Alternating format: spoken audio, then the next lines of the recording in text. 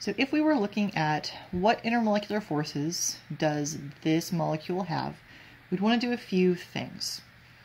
So one, we'd want to go ahead and think about what this is really telling us. This structural formula is telling us that I have a carbon with hydrogens all around it, bonded to an oxygen with its lone pairs, bonded to another hydrogen. So you can go ahead and draw this Lewis structure out to see what's going on.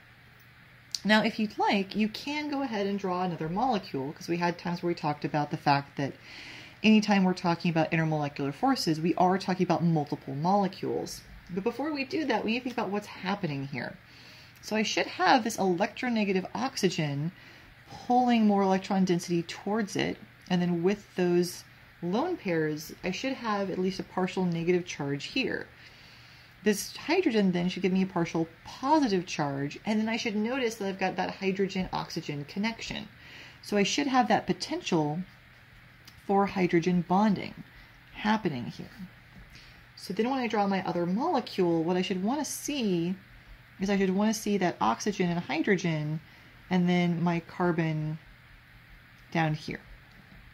So that way I could easily show the fact that I should have that connection, my intermolecular force between my molecules, looking at my hydrogen bonding. Now, since we point out the fact that it has hydrogen bonding, realize that I started with drawing my dipoles. It does have an overall dipole moment. So this is also going to have dipole-dipole interactions. And since it's a molecule and has electron clouds, this should also have dispersion forces, or London dispersion forces. So this should have all three main intermolecular forces. If we were to do another example,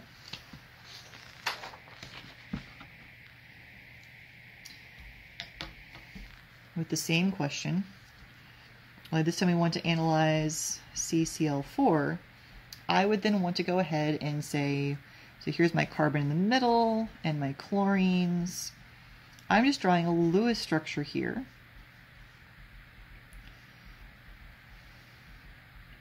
And we could go through all the steps for Lewis structures, but we're just going to concentrate on intermolecular forces. Now notice I am going to have my polar bonds, but as I look at my polar bonds, I should notice that these are all going to cancel out. Even though this does count as a tetrahedral molecule, where I should have my chlorines all going in different directions, since they're all evenly distributed around the central atom, this whole molecule should be nonpolar,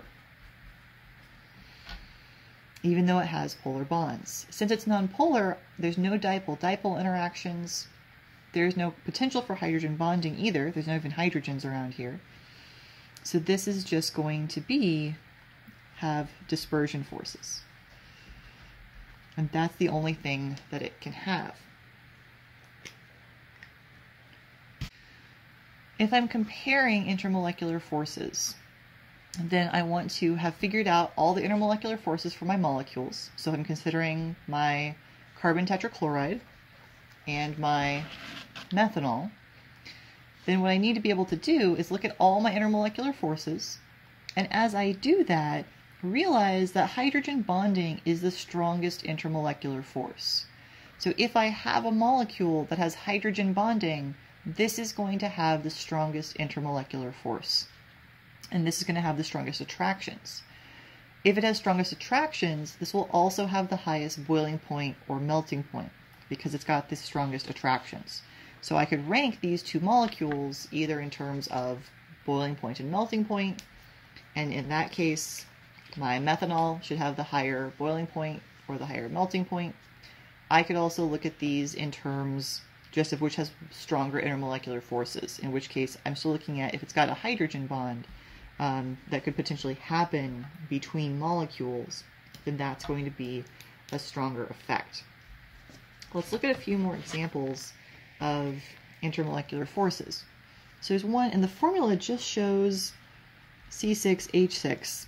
This is one of my favorites. Realize that we defined a carbon-hydrogen bond to be nonpolar. So you don't even have to draw this thing. There's nothing but carbons and hydrogens. That's the only thing it has. This whole thing has to be nonpolar. So this has to then have dispersion forces, and that's all. So for naming intermolecular forces, this one actually goes very quickly, because if it's nothing but carbon and hydrogen, and that's all you have, then dispersion forces are what we're looking at. Another one that's kind of interesting, but also quick, is if we look at something like magnesium chloride. So don't be fooled. We've done this one in other times, and this is an ionic bond, is what happens. You've got magnesium 2+ with Cl-, and it's all about attractions. Realize that since this is ionic, these are going to be whole charges, not those silly little partial charges that we were looking at with something that's got a dipole moment. These are whole charges. So because they're whole charges, these are going to be stronger than any intermolecular force.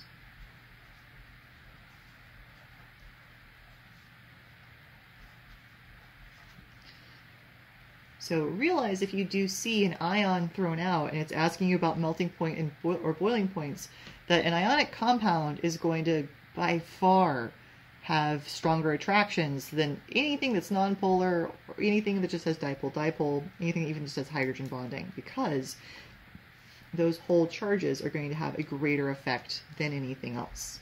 It sometimes just will throw a noble gas up, and realize if we've got that lovely noble gas, this should then only have dispersion. But you can analyze something with just a single element there. And then the last one I want to go ahead and take a look at is kind of a favorite just because it can throw people off. So realize that this is organized on purpose.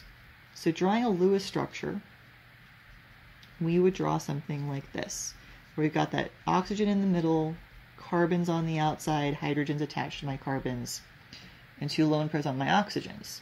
So if I really want to draw this better, I would draw this with that bent shape that it should have. With the bent shape, it becomes more obvious that we should have a dipole here. So we should have a dipole moment on my molecule, which is going to have more electron density towards my oxygen. Notice the hydrogens are only connected to my carbon. So this molecule only has dipole-dipole interactions. So you can have something where there's only dipole-dipole, and since it's got an electron cloud, should also have dispersion forces. So you can still have things that have a variety of forces, but it is possible to just have that dipole-dipole. And even though it's got an oxygen and hydrogens, those oxygens and hydrogens aren't connected, so we're not getting that extra effect of hydrogen bonding.